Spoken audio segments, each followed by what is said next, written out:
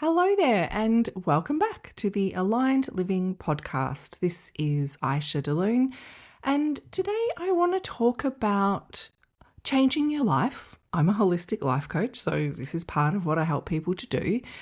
But I want to talk about the starting point for that.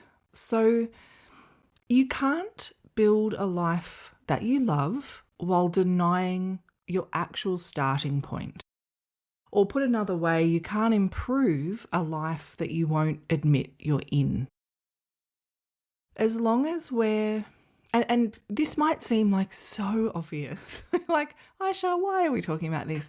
But so many people that I come across are in a sort of a starting point of mentally focusing on resistance. So they're in the past or they're in the future, they're in mental spin cycles like this shouldn't be happening, if only they'd done it differently, if only I'd done it differently, if only that person over there would be different, if I'd made that choice back there, then I would be in this completely different present moment. It's any time that we spend in that kind of thinking, we're basically up and out of our present moment. We're in our head, we're in the sliding doors, moments of the past, or we're playing mental chess with imaginary futures. And none of that is you living and breathing, present and aware or aligned in your actual life.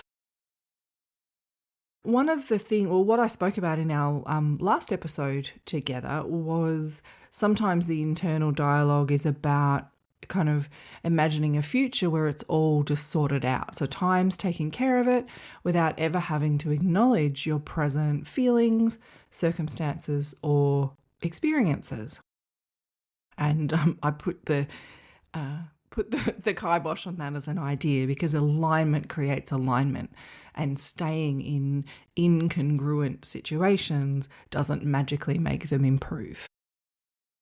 So acceptance is the first step towards real and lasting change. And this is where a lot of people get hung up on this word acceptance. They get tangled up in it and they misinterpret it in this context. So some people will hear acceptance and they think if they were to accept their current situation, what they're saying is that it's okay. Like what happened was okay, how that other person was to them was okay. Or they're saying, this is fine, this current situation, I'm accepting it, like the end. They can make it mean like I'm agreeing to stay here, or I'm giving up on what I really want. If I accept right now, then I'm actually giving up on the goal.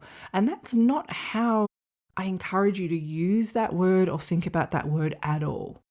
Acceptance in my work simply means I am here. I'm living in the impact of all of the moments that occurred before right now. This is how I'm currently feeling. This is the reality that I'm standing in today.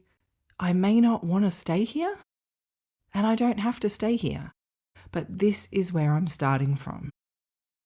So when we refuse that as a starting point, we're putting a lot of mental and sometimes even physical and emotional energy trying to change a life that you're not actually in. And the mind works on scenarios like past and future where no action can actually happen. We can't take action in the future and we can't take action in the past. So the mind can spin around playing mental chess forwards and backwards as much as it likes, but we can't actually take action from anywhere but now. The body holds tension. Our heart and emotional body is often kind of burdened with unprocessed feeling, and our souls have nothing real to empower. So I'm going to give you some examples. I've chosen 3 examples that I have come across in multiple times in my career to just help you to put this into, lived experience. So first example is a married person, long-term married person, in the idea that when we retire, my partner and I will be more connected. There is a vision of future retirement where, and maybe it's 5 years, 10 years, even more, plus 20 years away. But this vision of retirement, meaning more laughter, more shared experience, more fun, kind of a return to the fun adventures that they had, years ago when they were young, but now, some money to play as well. In their current reality, I'm thinking of like a particular person, but I've come across this many times. If we landed fully in the now, the current reality is not feeling connected, not feeling prioritized, not feeling cared for, sitting next to each other and maybe exhausted from work for sure at the end of a long day or a long week, on screens effectively ignoring each other side by side. So the current reality is not having healthy communication practices and not relating to each other. So one of my teachers gave me this as a way of describing relationships. James Sakalos, his name is. He runs NLP Melbourne and he's amazing. And he explained one day as just part of, was almost like an offside during our training. He was talking about relationship being the nominalization of the verb to relate. So if you're not actually relating to the person that you are connecting with, and let's look at what relate means. I can relate to your experience. I understand your experience. And you understand and can relate to mine. Doesn't mean we agree, but we can relate to each other. If we're not relating to each other, we don't actually have a relationship. We have a kind of a coexistence. And I've used that as a way of explaining to people that are feeling disconnected, uninspired, that have lost intimacy and kind of libido with each other. Like that connection and relating is really important. And if we don't have it in the now, in the current now, it's incredibly unlikely that it magically is going to redevelop in 5, 10, 15, 20 years when we've stopped working. So if we acknowledge the current reality is, okay, in this situation, I'll speak like I'm the client. I'm not feeling connected. I'm not feeling prioritized. I don't feel cared for. I've got this vision of the future where it's different, but we don't have healthy ways of communicating with each other. We're not relating to each other. So if we honor that rather than being in the fantasy of it being different in the future, we can acknowledge, okay, I currently have a desire for more connection. And I'm wanting to have that and build on it so that we do enjoy our retirement, but I also want it now. There's a dissatisfaction, there's a misalignment, there's a yearning in my current reality.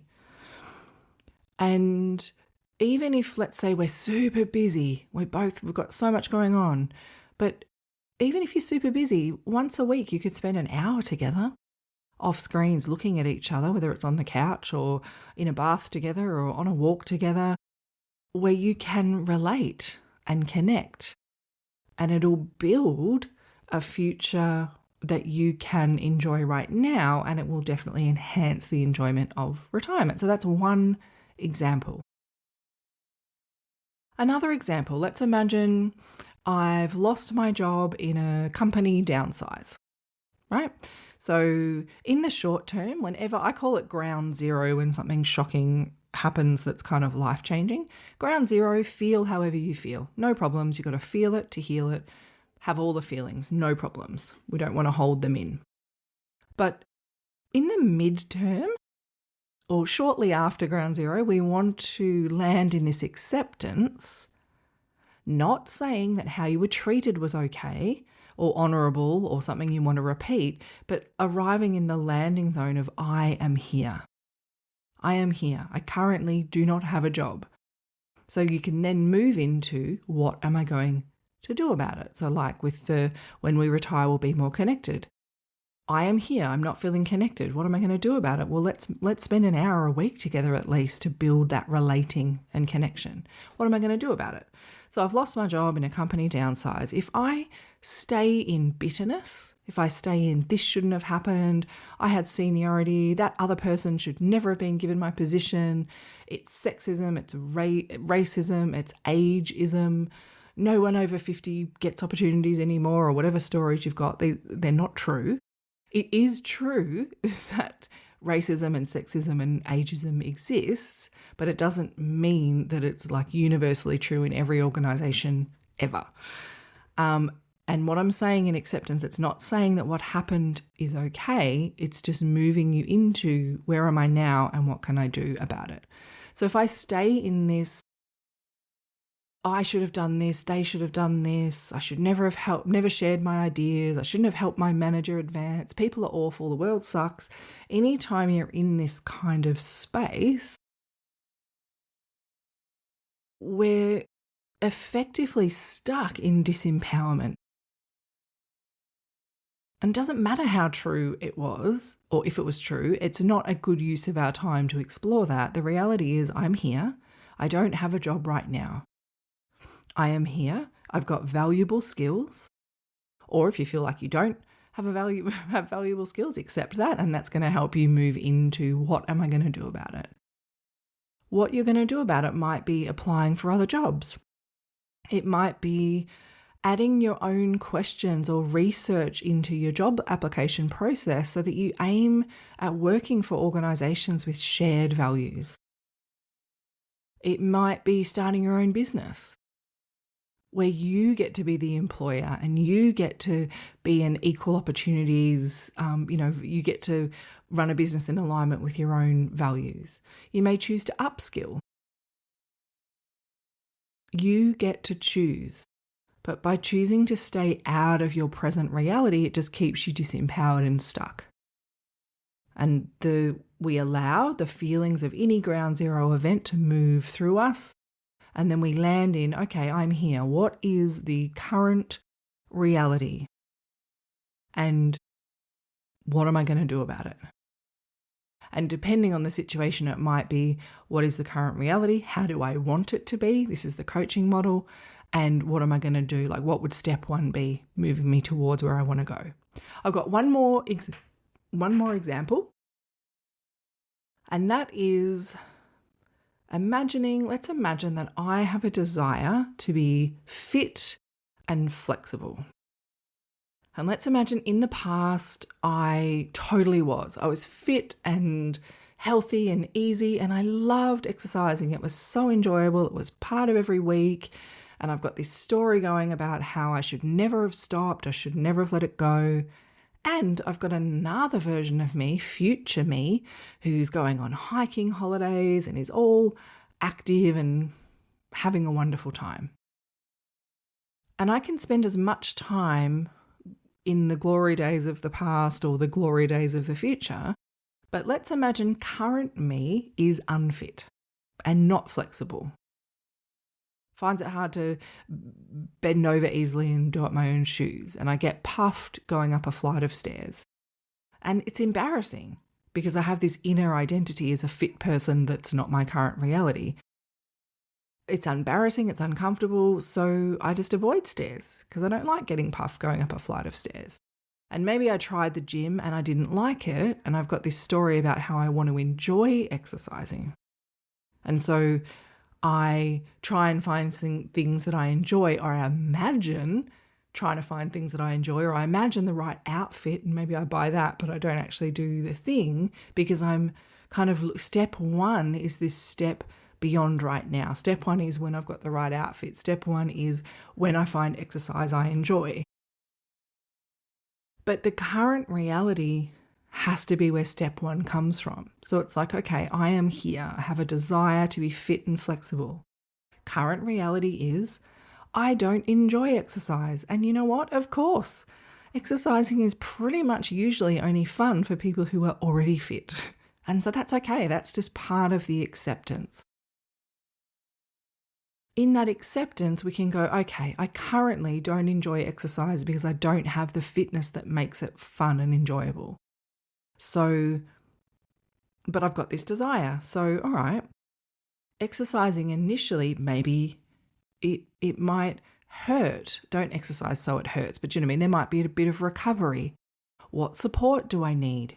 How can I nourish myself and how can I nourish this goal to keep me moving during the uncomfortable period? So maybe, and I've helped a lot of people with this goal. I'm not a personal trainer, but what I'm really good at is breaking down big complex goals into very simple next steps. And it might just be 5 minutes of movement 3 times a day, or something that feels doable, something that builds momentum. What support you might need, some supplement support, or you might need your favorite song on, or what are the things that support you? But going into it with the assumption it's going to be enjoyable when it isn't is not going to help you take the action that you want to take. So arriving in your now, and it can be very uncomfortable, especially if your mind has really developed patterns of being in the past and the future. It can be really uncomfortable to arrive truly in the power of now, to quote Eckhart, and acknowledge that we're holding the steering wheel and we're driving our life, and the only place we can take action from is this moment. So being truly in the actual reality of your present moment, we can ask, like with honesty and without fantasy, and please be kind to yourself, we can ask, okay, what feelings are here that need to be felt? Like the couple, long-term married couple, it's like, oh, I'm feeling lonely even though I'm partnered. I'm not feeling prioritized. Like it's a feeling that needs to be felt. And no amount of imagining glorious retirement is resolving that feeling. So what feeling needs to be felt? What needs to be acknowledged? Present moment is, I don't like exercising. It needs to be acknowledged. What needs to change? What needs to change in my choices, in my patterns, in my boundaries, in my communication? Like, would I benefit from support with this? These are all really healthy questions to ask. Is it time to invest in a coach to soften that landing in your present reality? Because sometimes it's easier to do with someone holding that space for you. Is it time to invest in a coach to plot that path and aligned action steps towards where you yearn to be? So acceptance isn't the end of the story. That's what I wanted to share. It's the only empowered starting point. And allowing yourself to land, I am here. And acknowledge it's not where I plan to stay. And now it's time to take aligned action towards change. So I hope that's been useful. And I will come to a completion with this episode here. I want from my heart to yours to just wish you a day of soul deep nourishment and you choosing you, because I promise you are so worth the effort.